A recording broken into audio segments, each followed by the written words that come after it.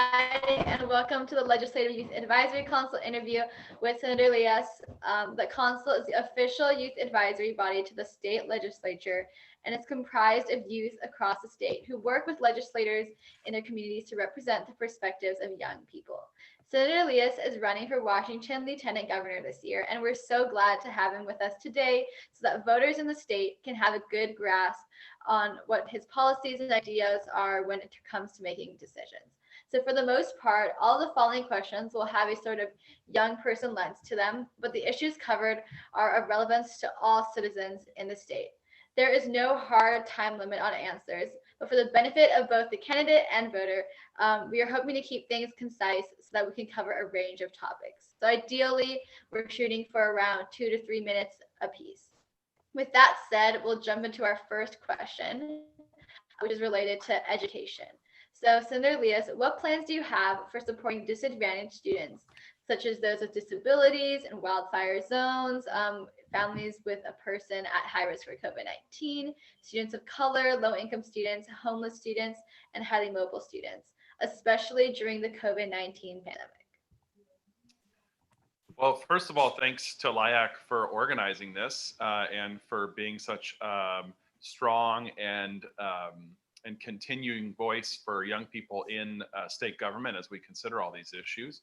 I am excited to be running because education is one of the most important things in my own journey of public service. I'm the first in my family to go to college, and my parents are both immigrants. So it was thanks to really great public schools that I got the start I got it in life and am on the path that I'm on. So I want to make sure that we're providing those same opportunities to the next generation. And I think we need to think about education on a continuum in our state, and we need to make more investments in quality early learning so that all all kids from birth to kindergarten have access to early learning opportunities and quality, and all families have access to affordable childcare in that space. We've got to continue to improve our K through 12 public schools, make sure they're strong and that we're addressing things like you mentioned, ensuring that all of our students have access to the differentiated and specialized, individualized education they need. And we know that, for example, some of our students with disabilities or special needs are not getting enough resources for their education. We've got to make sure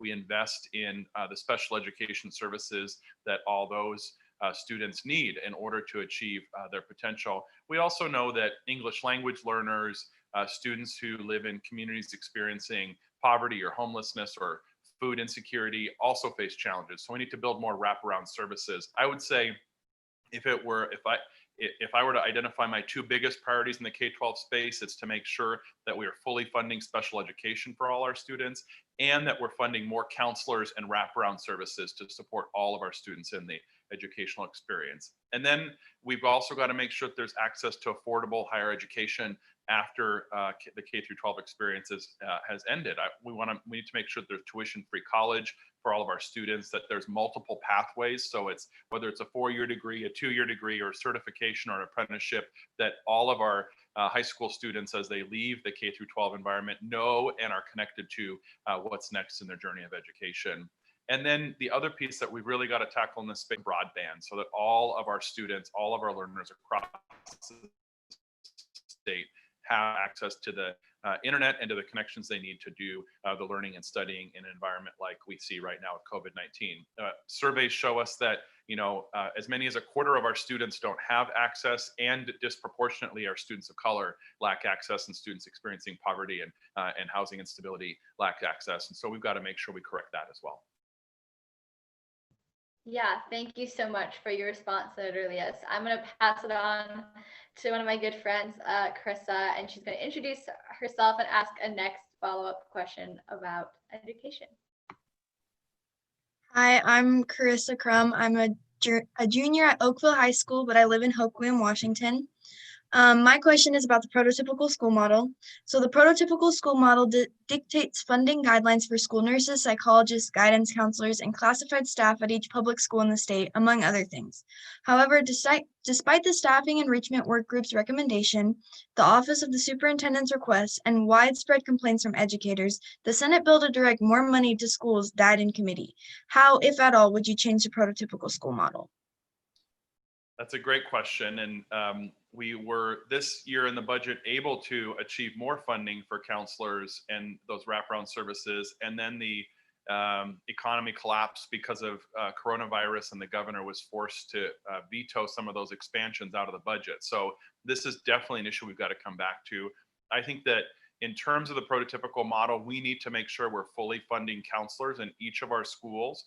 Also, I think we need to make sure that each school has access to school nurses and school nursing services. I also really think about the other educational supports, like having a librarian in each building who can help navigate the information space and teach about digital citizenship, connect students to resources and information as well. So I think these wraparound services are going to be really critical moving forward. The prototypical model just gives us a way of distributing that funding. We really need to go into the assumptions of the model and make sure that in those assumptions, we're getting a counselor, a nurse, a librarian in all of our schools and fund to that. That is going to be a challenge, candidly, in the next budget because of the huge economic impact that we've seen from COVID-19.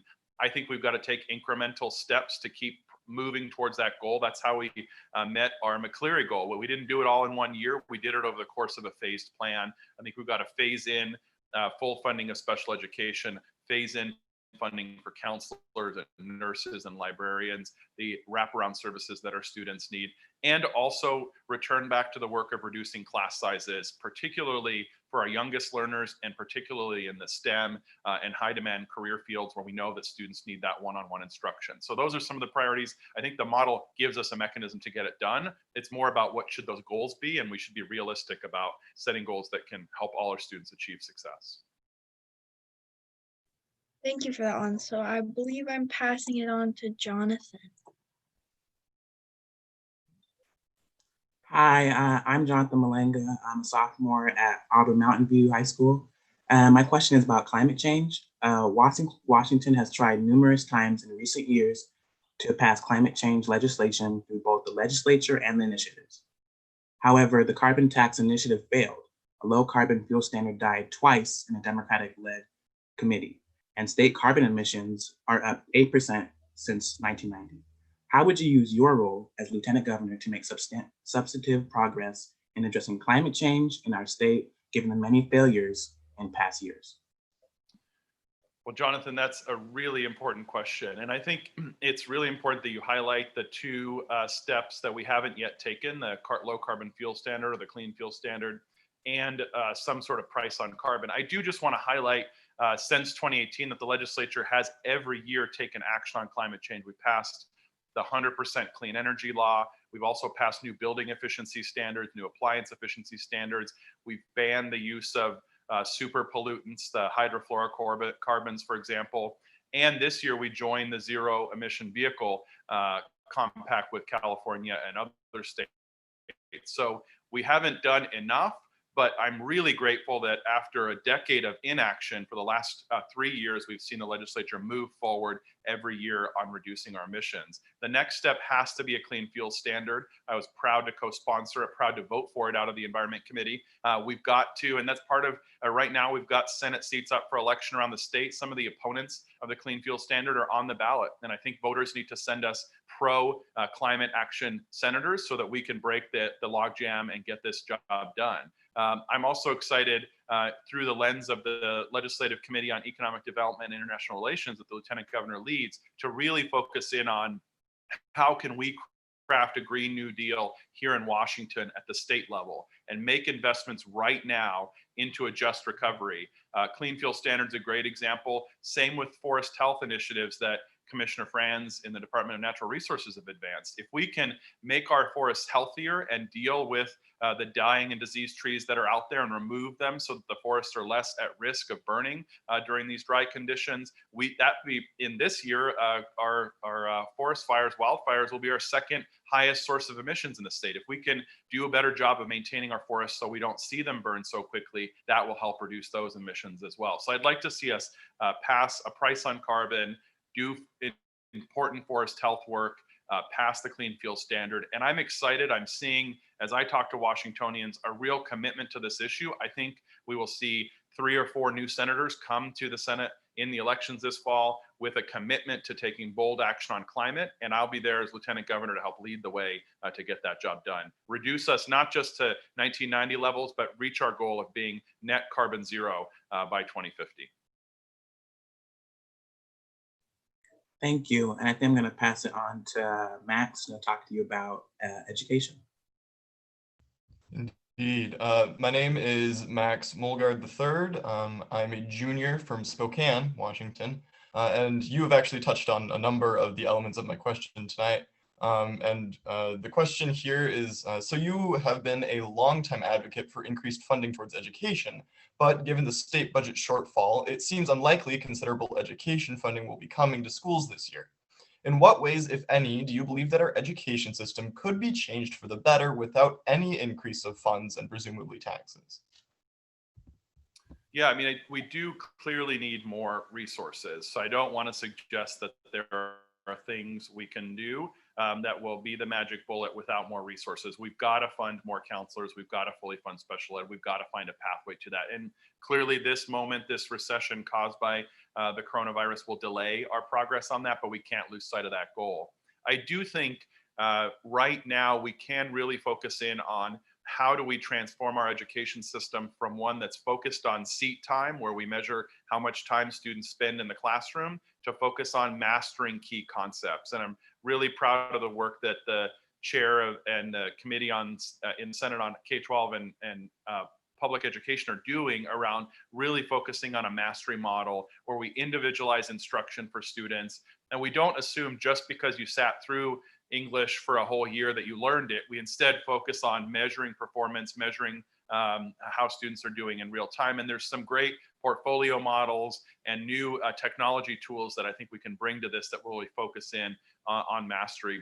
The other piece that we can do within the existing resources that are there are continue to lean into the Career Connect work that Governor Inslee's been a champion of, to make sure that all, particularly in the high school grades, that our students are getting connected to real world career experience, so that we're connecting students into those higher education and jobs pathways. And those that program, that initiative has already been funded. It's more about bringing it to scale and ensuring that students in every district around the state have access to those career connected learning opportunities. That I think we can accomplish within existing resources as well. There's also, I think, a very real possibility of federal partnership.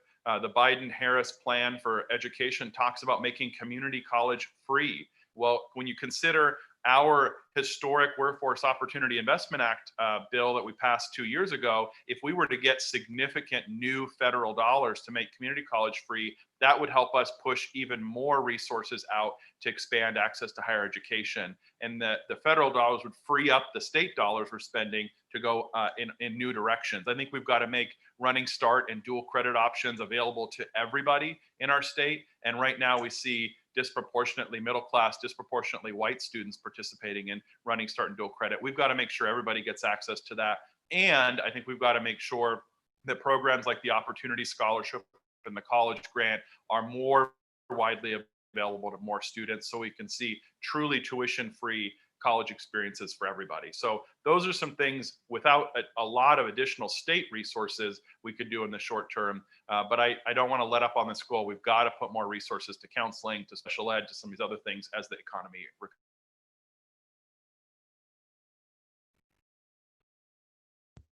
Awesome. Thank you so much. I believe I'm passing it off to Charlie, who will be handling some issues on race. Hi, my name is Charlie Fisher. I'm a junior and I go to Ridgefield High School, which is kind of by Vancouver in Southwest Washington. So my question is, do you support defunding the police? Why? And how would you include the voices of youth in relation to this movement? Yeah, the decision about how to fund policing is fundamentally made at the city and county level. So I think at the state level, I'm more focused on what can we do to create accountability for law enforcement. So the state doesn't fund policing. So that question around defunding the police is really one that I think city councils and county councils are working through. And they've got to be in conversation and dialogue with communities where they're at around what the appropriate response is. And I think there's some really exciting models. I think that the Seattle City Council and community leaders in Seattle are having a really robust dialogue around what does policing look like in the future, and how do we create a Department of Public Safety that's focused on a comprehensive response. But whether we fund or defund, how we do that is really more of a local decision. I think what I've heard loud and clear from the peaceful protests around Washington, including in my own district, are a need for more independent oversight of police departments and more accountability for police officers that use force. We also need to candidly in state government look at our policies of mass incarceration. That's a set of policies that the state is responsible for that are contributing to state-sponsored violence against communities of color. I do think we've got to root this dialogue really in listening to the demands of the communities that have faced this historic repression. While I'm a member of the LGBTQ community, I know what it's like to experience discrimination. I recognize that as a white man, I've had privileges that have been denied to so many others. So I don't want to put out sort of my plan for police reform or my plan for criminal justice reform. I think this is a moment where we've got to lean in with leaders and communities of color to have an honest dialogue about what does success, what do solutions look like from the community-led perspective. And let's just reflect that we have just witnessed, since the murder of George Floyd, the largest peaceful protest movement in American history. Estimates say between 15 and 25 million Americans participated in peaceful protests over the summer to protest the murder of George Floyd. We've got to respond to this heartfelt demand by members of our communities across the state to create a just and equitable framework for community safety moving forward. And we have to acknowledge that it wasn't just the murder of George Floyd, that we have had systems of oppression that have led to state-sponsored violence, state-sponsored surveillance against communities of color for generations. And it's time to really confront this legacy and build a better system that is equitable and just for everybody. And I'm committed to being a partner and an ally in that work, but I want to be sensitive and honest that this work should be centered in community voices. It's why I'm excited that we've got an incredible movement to elect more Black and particularly Black women voices to the legislature this year. I think we need more people at the table who have these lived experiences to be a part of the dialogue in the policy process. In the Senate, we don't have a single Black senator right now. We need to correct that and make sure that we've got everybody's voice at the table, and then that we're speaking to leaders in community where they're at to make their voices a part of the process as well. Thank you so much. My next question is, what path, if any, do you see for working on a bipartisan basis to promote ethnically and racially diverse curriculum in public schools? Yeah, we've already started down this pathway. In our budget this year, we included funding to continue to expand ethnic studies curriculum in our public schools. We also, thanks to the leadership of my friend, Senator John McCoy, have for several years had an expansion of efforts to educate students in our state about our Indigenous people. The since time immemorial curriculum ensures that all of our students in our public schools, and Monday was Indigenous Peoples Day, are really aware of the history of this region and the people who have been custodians and guardians and who have been connected to this land long before colonial peoples arrived a couple centuries ago. And so I think that's an important first step. We also need to make sure that the diversity in our communities today is reflected in our curriculum as well. And so I'm excited at the opportunity to do more in terms of ethnic studies. I also want to make sure we're thinking about other intersectional communities. As a member of the LGBTQ community, I also want to make sure that our LGBTQ history is seen and heard in our schools, so that our students who identify as LGBTQ also see themselves in what's being taught. And Charlie, I would also go one step further to say our faculty across our K-12 schools still are overwhelmingly white. We need to do a better job of creating pathways for teachers of color, teachers from community to get into our public schools and be part of the faculty as well. I visited the elementary school that I went to as a kid, which is now a majority minority elementary school, and there was only 2 people of color on the faculty and staff there a couple years ago. We've got to change that. It's not enough to include ethnic studies in our curriculum. We have to make sure that the educators who are standing at the front of the classroom reflect the students that they're teaching as well. And that means doing more to recruit diverse candidates into the schools of education in our state, providing, again, a tuition-free experience and scholarships and low interest loan programs, a combination to make sure that folks from impacted communities can get to that education degree and get back to the community that they live in, that they want to serve. We also need to connect folks who are paraprofessionals. My mom was a school lunch lady growing up. We've got a lot of moms and grandmas of people who work in the schools because they want good health insurance. They want the summer off with their kids. And those are ideal candidates to help skill them up to get a teaching degree and become a teacher potentially. So we need to find multiple pathways. And then we have to make sure that the curriculum really reflects all the students who are there and the stories of all of our communities. And this is going to be a shared effort, but I'm excited at the progress we've made and the direction that we're headed in. Thank you so much. Next up, I will be passing it on to Jonathan, who will be addressing the school to prison pipeline.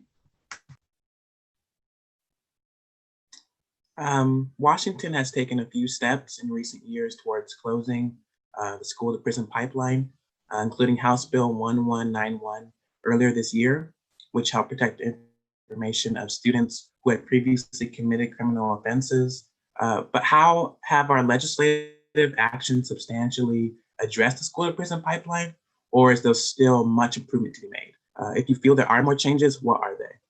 There definitely are still changes to be made. I was shocked a few years ago when we disaggregated school disciplinary data to see how disproportionately our students of color, but particularly Black boys, were being disciplined at significantly higher rates than other cohorts in our public schools. So the way that we interact with children, and the data was shocking. There were children in kindergarten and first grade that were being suspended from school because of disciplinary issues. That is a reflection of a broken system, not of 5 and 6 year olds that are broken. And we need to do a better job of understanding the cultural context. To Charlie's question earlier, we need faculty and staff of color in our schools who can help bridge some of the cultural gaps that exist, particularly as we're getting immigrant and refugee and diverse populations. Some of these issues are because we don't have cross-cultural communication between white faculty and diverse students. We've got to do a better job there.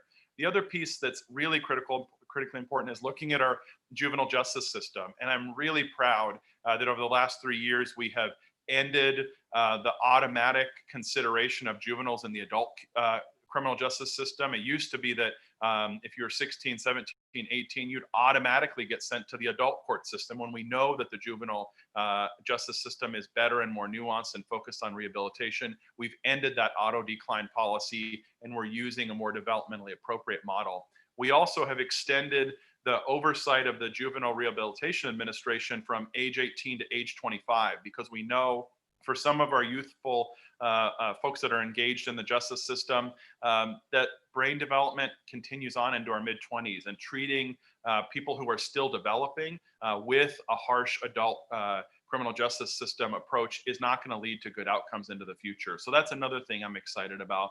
And then the final thing is, I think we've really got to be clear with all of our students, but particularly from students who are coming from historically disadvantaged communities, that it shouldn't be the responsibility of the family or of the student to get to graduation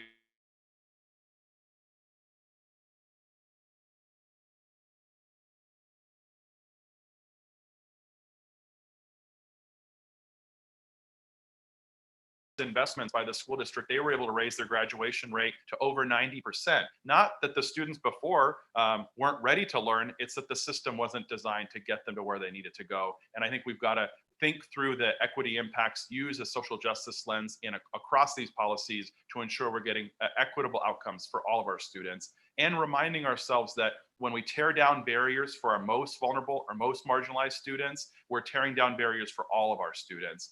And that work will lead to better outcomes, not just for the folks who are most marginalized, but for every single student in our schools. Thank you, Senator Liias. I'll pass it back to Charlie, who's going to talk to you about equity. Senator Lias, you have said that you will work to place an equity and social justice lens on all the work we do in state government. What would this look like in practice, and how could we include young people in this work? That is a great question, and it I think is the only way that we are going to tear down the systems of oppression we face. We have to face the very real situation and the reality that our system of government and our economy in this state and around the country were built by white men for the privilege of other white men. And tearing down those systems of oppression is difficult work, and it's going to take a systematic approach to undo the oppression that exists. And so I'm proud right now to be on the Senate Democratic Equity Team, where we are developing the first ever equity and social justice tool that our budget writers, that our policy leaders can use to evaluate budget decisions and bills as they move through the legislature. And this is an imperfect process. We're starting kind of from scratch in a legislative environment, but we're asking two questions out of the gate. First of all, in the budget decision or the policy in front of us, are historically marginalized communities impacted by the decision in front of us? And then the second question is, if they are impacted, are we doubling down on existing disparities, or are we improving disparities and closing those gaps? And I think that's the first step, is to build a system where on every decision we make, we ask ourselves those questions. And to your point, Charlie, we've got to make sure we're engaging the voices of impacted communities, not at the end of the policy process, but at the beginning. So as we're asking the questions from the outset, we're listening to impacted communities and engaging them in the process of developing alternatives and developing solutions. We made a big step forward this year by creating the first state level Office of Equity in the country. And the Office of Equity, together with our ethnic and women's and LGBTQ commissions, provide the architecture to have this consultation with impacted communities to make sure that we're hearing from people and engaging people throughout the process, not just when the proposal is fully cooked. It's going to take time to get there. My vision is today in the legislative process, if a bill has a fiscal impact, it gets what's called a fiscal note. Every bill that has a cost gets evaluated for how much that cost is. My vision is in a few years, we have a similar tool to examine the equity impacts of every single decision that's being contemplated. So lawmakers can see clearly whether the bills we're considering are widening disparities or narrowing them. And then we can put pressure on lawmakers to continually be addressing those disparities and focused in on them.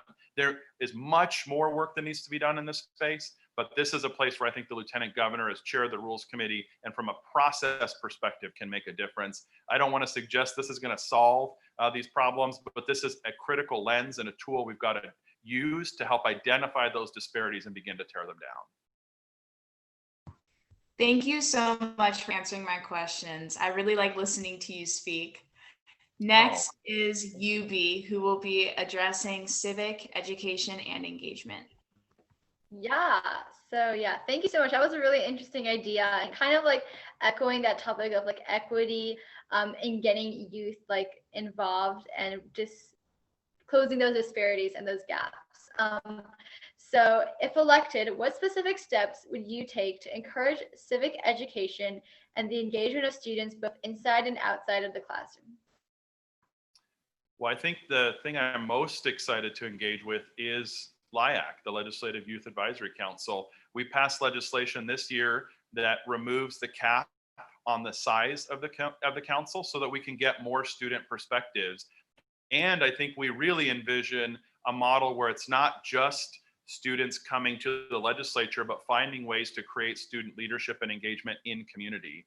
I also think we need to look at, and I know that Lieutenant Governor Habib has been incredibly committed to this, making sure that LIAC represents the youth of Washington. And we've really got to make sure that our communities of color, that students and young people who face housing instability, food instability, students who bring with them neurodiversity are all represented on LIAC. It's not enough to have a model where it's just middle-class families who can afford to participate in LIAC. We've got to have a council where every student can participate and have their voice heard. That's going to take time, but I'm excited to expand the council and to really think about how do we create supports and programs in community throughout the year so that our LIAC members are able to both reflect the diversity of our youth in the state, but also to be leaders in their communities in real time, bringing solutions to the legislature and bringing the legislature closer to students. Beyond LIAC, I think I'm excited to continue my work on digital citizenship and media literacy in our public schools. I helped pass the first ever digital citizenship law in the country that mandates that our public schools really focus in on teaching students about how to engage in technology from a citizenship lens, how to sort of in critical ways consume information and understand bias and hear from multiple perspectives, how to engage in online discussions respectfully, how to reduce bullying and harassment, how to deal with marginalization of people in online spaces. We need to embed more of this in our public schools and in our curriculum so that we are not just educating students who know how to read and write and do math, but also students who know how to engage in safe and respectful and ethical ways using technology. And I'm excited to continue working on initiatives in that regard as well.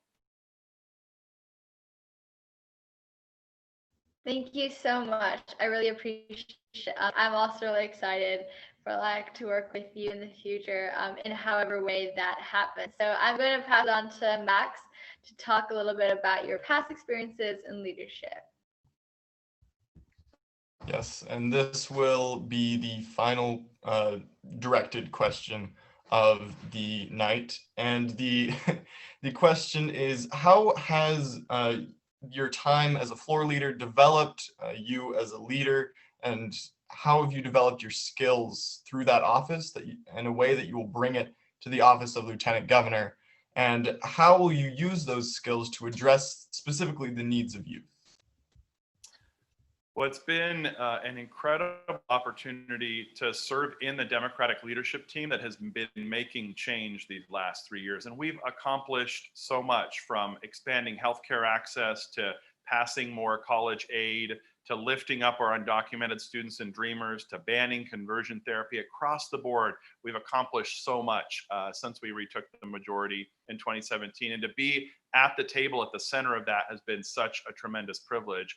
It's also really pressed me to become a stronger and better leader. The floor leader is responsible for a lot of prioritization and a lot of coordination between our own members, between our colleagues on the Republican side of the aisle, and working very closely with the Lieutenant Governor in managing the Senate floor action. And from the outside, we want to make the Senate look like a well-oiled machine where legislation gets considered in respectful ways, that we're efficient, and that we are really focusing on the issues that Washingtonians care about. But that takes a lot of work behind the scenes and a lot of structures and a lot of process to make sure that we're doing that in an equitable way where we're hearing as many perspectives and ideas as possible. So it's stressed my abilities and stretched me as a leader to make sure I'm listening to more people, engaging more people, and learning to manage lots of different perspectives at the same time. Basically,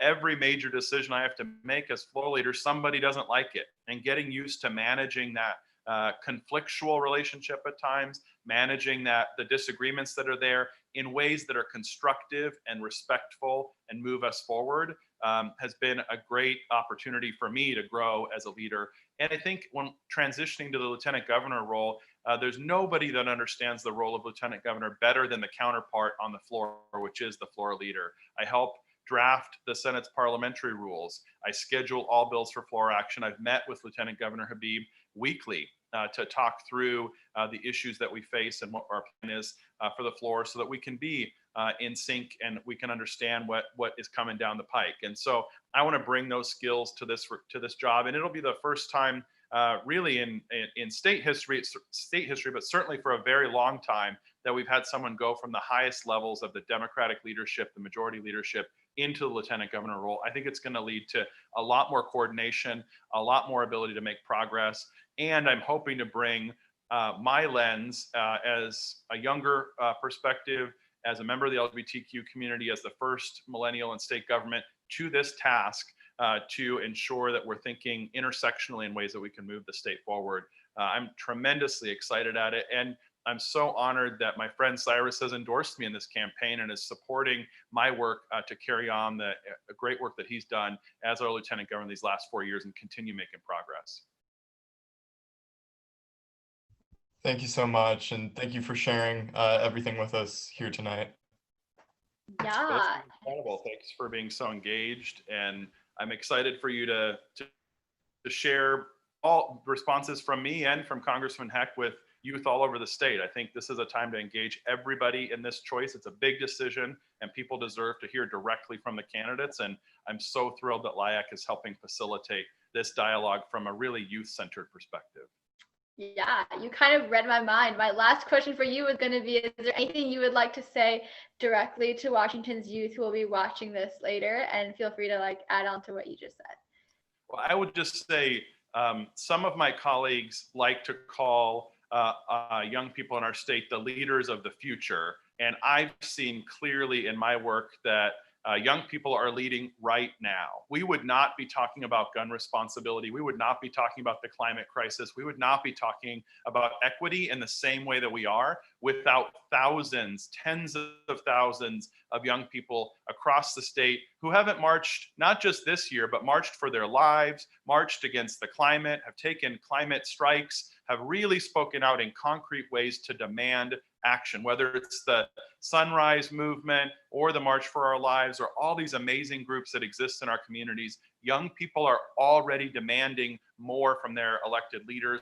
And I'm really excited to be bringing those voices and those perspectives into state government. I think it's time for that generational transition to hand off the baton of leadership to the folks who are invested in the decisions that have to be made in the future. I plan to be here in 2050 when our climate plans have to be done, or we'll be living on a planet that's unsustainable.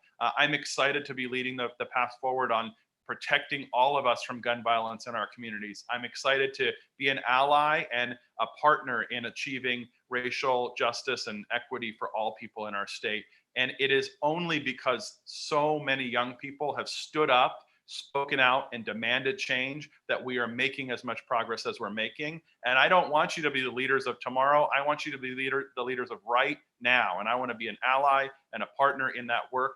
We can do so much together. We can achieve big, bold, transformational changes in our state if we just put our efforts to this task, elect the next generation of leadership, and work really hard to get it done. Alrighty, thank you so much for those beautiful words. We really appreciate you taking the time out of your evening to speak with us, and we're really excited to share this with the rest of Washington's youth. So have a great rest of your day. Thank you so much to all of you, and thanks to the team at the Lieutenant Governor's office for helping facilitate this too. Thank you.